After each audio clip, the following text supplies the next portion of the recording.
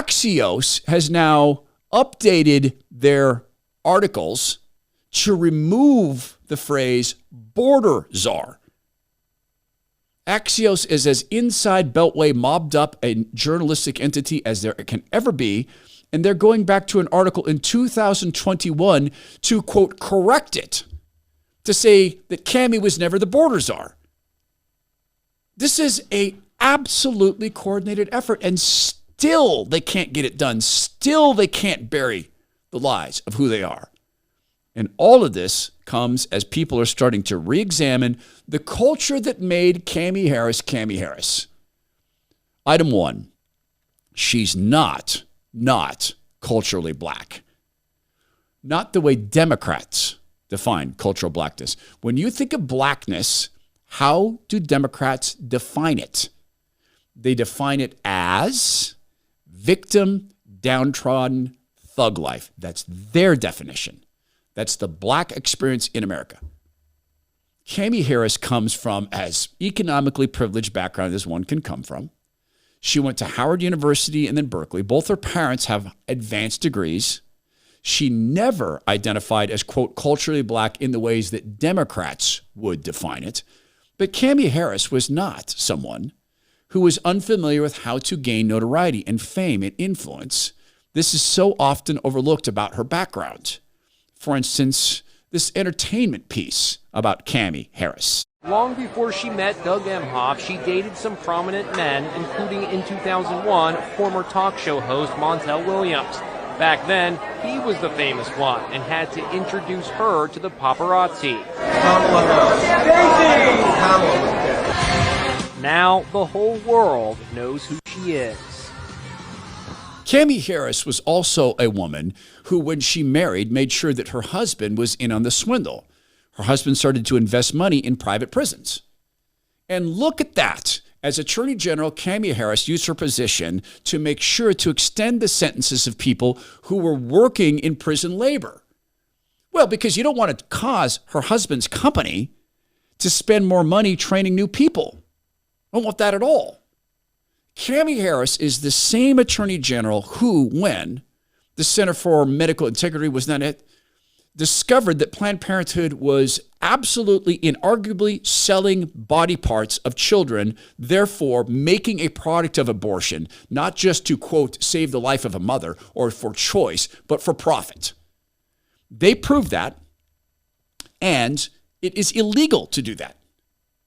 But as Attorney General, Cami Harris went after the filmmakers, the documentarians, the activists, for using a technique that has been used in journalism forever, the hidden camera.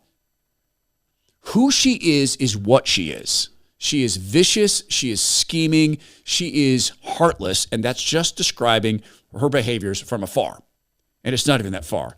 She is also the least gifted orator in the history of Democrat politics.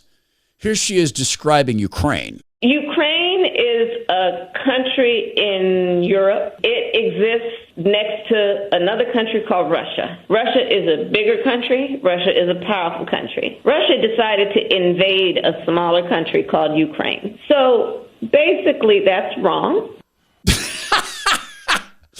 Basically, that's wrong. Man, that is some sharp rhetoric, which will bring us right back to where we started. And that is God protecting President Trump. Cami Harris is the big threat. Well, we'll talk about that. She couldn't get 1%. She had to leave the Democrat primary before Iowa. And this is the hope. This is now why the Democrats and the Mockingbird media, same thing, are all gathering around. Oh, she was never the border czar. Oh, no, nothing like that. She didn't know Biden was decrepit. She had no idea his intellect had been challenged. She had no idea he wasn't well. She loves him very, very deeply. And she's a civil rights leader. You know, she rode those segregated buses.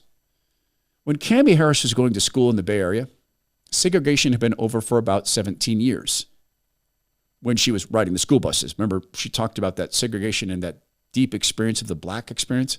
Cami Harris is not just a liar, she is a lie. Those are some of the lies that we're being told.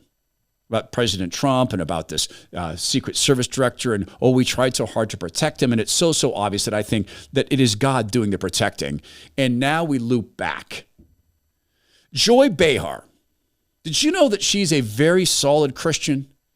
That she leans on her Christian upbringing when she makes her commentary on The View? Well, here's some of that Christian commentary. I want to point out one thing.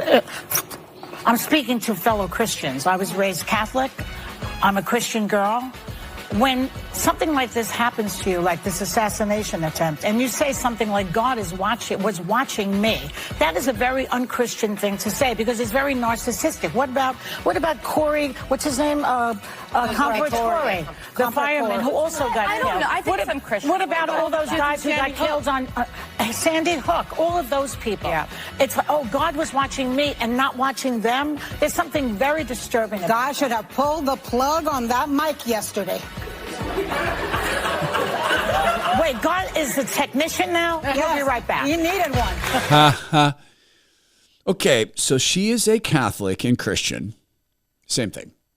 Well, I mean, I know there's a discussion about that, and I'm happy to have the discussion. So she is a Christian who believes that God didn't see Corey Compantore, escaped his view, but he saw Donald Trump. That's what Trump means when he says God was watching out for me. The hardest thing about being a Christian is trusting God. It's the hardest thing, to trust his timing. And if you're here to tell me that you always trust God's timing, I don't know if I believe you. God used the blood streak on the ear of President Trump for something. God used the death of Corey Compantore for something else, showing manhood. Now, this is me reading into God's motives, which is a dangerous thing. But we can see the curtain in D.C. torn in half. Your government is a lie. Your leaders are corrupt, just as corrupt as Nebuchadnezzar, who God allowed to turn into a guy who thought he was a cow, munching on grass in a field for a couple of years. We've had a figurehead who has been mentally lost for 3 years, and we all see it. Just like the people of Babylon saw Nebuchadnezzar munching on grass because they thought he was a cow. God used the blood streak on President Trump's ear, I think, as a signature.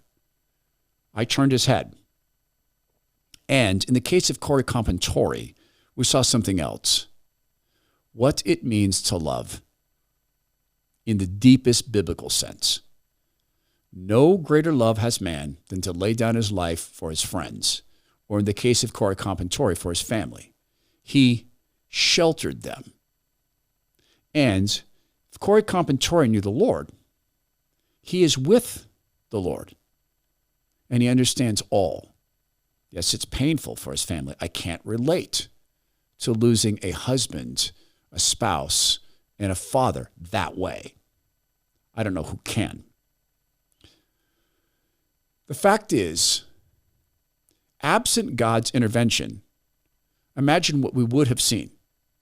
Imagine this. If President Trump's head had exploded and he dropped dead, I think we would have seen what the party ultimately wanted to see.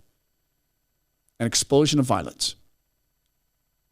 I think that there would be people so outraged, they tried to jail him, they tried to imprison him, they tried to steal his businesses, they tried to take him off the ballot, and they stole an election from him, and now they have killed him. Maybe that is what God was preventing. Though this nation has largely turned its back on God Almighty, he still loves his children and still does not want to see that day when America is at war against America, not in a physical sense.